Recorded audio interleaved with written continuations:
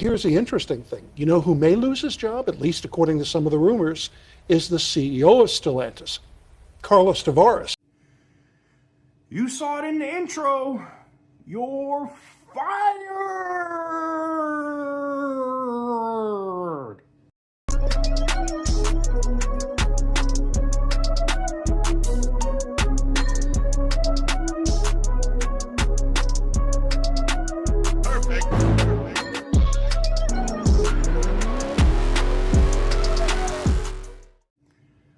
What is up, guys? Welcome on back to TK's Garage. And yes, I saw a local Detroit news station talking about the situation, and I want to talk a little bit more about it, as it looks like the board of directors, from my inside sources, already have two top candidates to replace Carlos Tavares as CEO.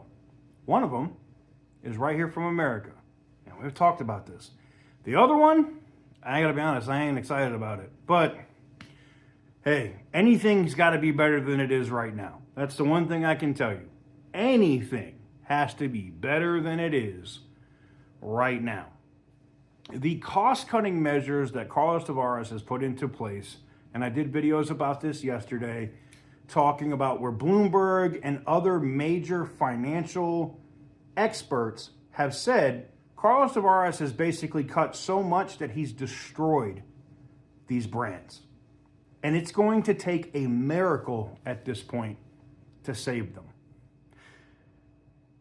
Before I get all the way into it, let's go ahead and run the full news clip so you can kind of see what we're talking about when we get into the Tavares part and the strikes and some of the other stuff that could be coming down the line that could potentially bankrupt Stellantis. And then we'll get back. Here's the interesting thing. You know who may lose his job, at least according to some of the rumors, is the CEO of Stellantis, Carlos Tavares, who was considered a hero at the time that the Stellantis merger took place between Fiat Chrysler and France's PSA. He's right now, many people are starting to refer to him more as a zero than a hero. Wow. So if Sean Fain's accusations of Stellantis not holding up its end of the deal that they struck last year, if that is found to be true, then what happens? Well, they have some potential legal opportunities to go after Stellantis. But the other thing, which could probably hurt him even more, would be if they order a strike.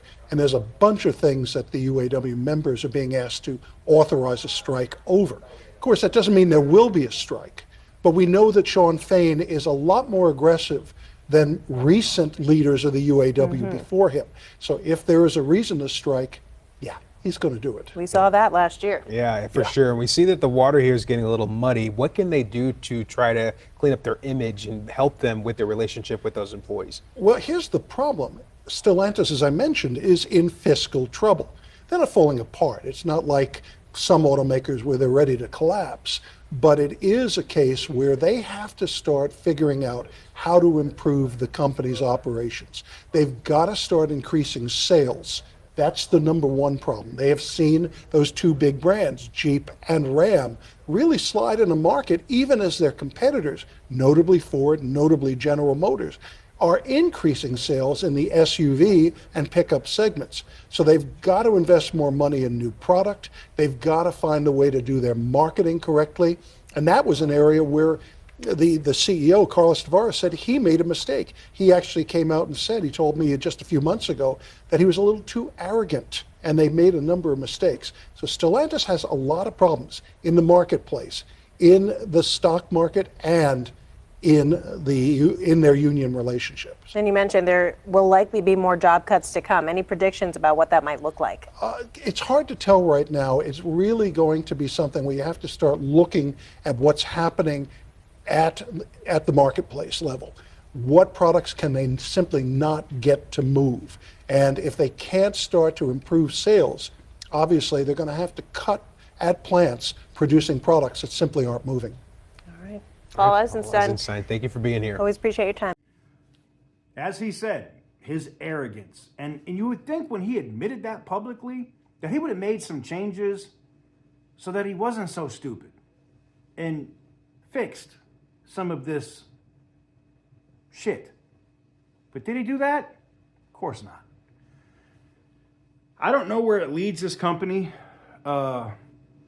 moving forward. I think the board of directors would be extremely remiss. The quicker they can replace Carlos Tavares as CEO, and the quicker that new executive can come in, put his own team, maybe bring back some old friends to these brands to restore profitability. And that's the thing.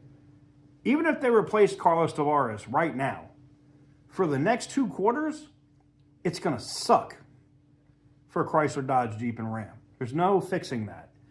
Unless the company is willing to do extreme measures of cutting the MSRP so low that nobody even would consider a Ford, a GMC, or a Chevy, or a Tundra for that matter. They just going to go buy Rams. That cuts into the profits of the company. But whoever that new CEO is, they're going to have to do that. And not just with Ram. It's also going to have to be with Jeep. But looking at what the profit, like per unit, that the company could potentially, what each unit, I can't say what Stellantis makes, but what each unit potentially brings in profit from the manufacturing cost. Like most of those Jeep Wranglers and stuff that you see are 40,000 plus per unit profit. Rams are even higher, depending on their spec, trim, all of that stuff comes into account, right? But there's definitely room. This is why they can take 15,000 rebates and all this other crap off the price of these vehicles. There's definitely room for them to do this. I just don't know if they're gonna do it. You get what I'm saying? I don't know. It'll be interesting to see how things go from here. But I got to be honest with you. I'm not excited about the future for Stellantis as a company. There's a reason why major money and major money backers are shorting this stock right now. And that's going to force the price down. You're going to see, and if I was the executive or the board of directors at Stellantis right now, it would be company policy. It would be a directive right now that if there's any potential bad press type of situation, an engine blows up in a Demon and puts a dent in the hood, more on that later, a Ram has a rusted out oil pan, a friggin' electric charger who, is supposed to go to an influencer dies. We're doing everything we can to make sure that never makes it to the press. And we make sure that those customers are more than happy, no matter what the cost is. Because the constant negative press is going to physically bankrupt this company. And there's nobody else responsible for that negative press but Stellantis themselves. And the board of directors can take a very huge step forward now and get Carlos Tavares the F up out of here. Will they listen? Will they actually do that? Sources say they already have 2 replacement CEO candidates. One, a long-term automotive executive, one that would be very familiar to a lot of you and would probably make you super frigging excited for the brands here in the United States. The other one, maybe not so much, but if they're able to bring some of that pedigree that they have at this other brand and put it into whether it's diluted into these other brands and focus on your cash cow and just let the people here know what they know how to do it, they could be all right. Anything has to be better than the current executive that we have now. Just saying. Let me know what you guys think in the comment section down below. Give the video a big thumbs up if you like what I do. Hit the subscribe button if you haven't already. I think you've seen it on the hat today.